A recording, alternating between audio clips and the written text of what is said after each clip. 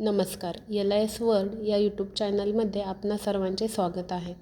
आज आपण ग्रंथालय आणि समाज या प्रकरणातील डेटा, माहिती व ज्ञान या संज्ञांविषयी माहिती पाहणार आहोत. डेटा म्हणजे काय? तर डेटा ही सुट्टी व असंघटित स्वरूपाची माहिती असते.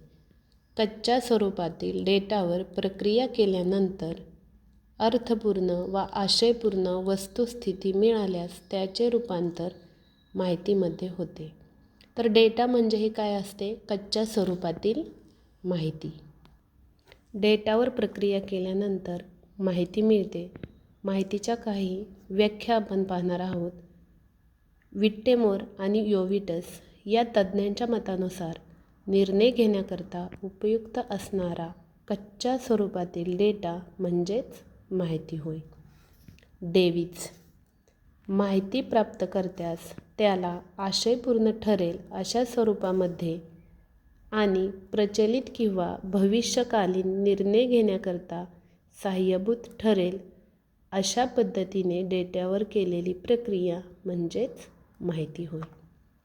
हेच डेटावरच्या प्रक्रियेनंतर मिळणारा परिणाम म्हणजेच माहिती होय. म्हणजेच काय? तर पहा, डेटा ही असंघटित व सुट्टी स्वरूपात असतो. त्याच्यावरती प्रक्रिया केल्यानंतर आपणाला माहिती मिळते. या विट्टेमोर आणि योविटस, डेव्हिस आणि हेच या तीनही तज्ज्ञांच्या ह्या व्याख्या ज्या आहेत त्या महत्त्वपूर्ण आहेत.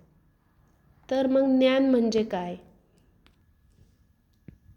ज्ञान सुसंघटित माहिती प्राप्त केल्यानंतर होणारा समज किंवा जाणीव म्हणजेच ज्ञान होय. तर बघा, डेटा, माहिती आणि ज्ञान या तीनही वेगवेगळ्या संकल्पना आहेत, परंतु त्या एकमेकांशी सुसंगत अशा स्वरूपात आहेत.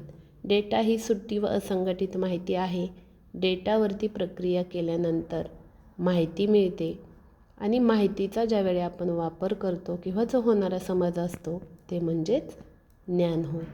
तर पहा, माहितीधिष्ठित समाज याची जी आहे मॅनफ्रेड कोचेन यांनी माहितीधिष्ठित समाजाची काही वैशिष्ट्ये सांगितलेली आहेत. तर याच्यामध्ये हे नाव फक्त लक्षात ठेवायचं आहे, मॅनफ्रेड कोचेन. तर अशा पद्धतीनं ग्रंथालय आणि समाज यामधला डेटा, माहिती आणि ज्ञान या टॉपिकवरती सेट एक्झाममध्ये एक क्वेश्चन विचारलाच जातो. तर हा टॉपिक महत्त्वपूर्ण आहे. याच्यातूनच पुढचा टॉपिक आपण पाहणार आहोत. तो टॉपिक पाहण्यासाठी या चॅनलला नक्की लाईक आणि सबस्क्राईब करा. धन्यवाद.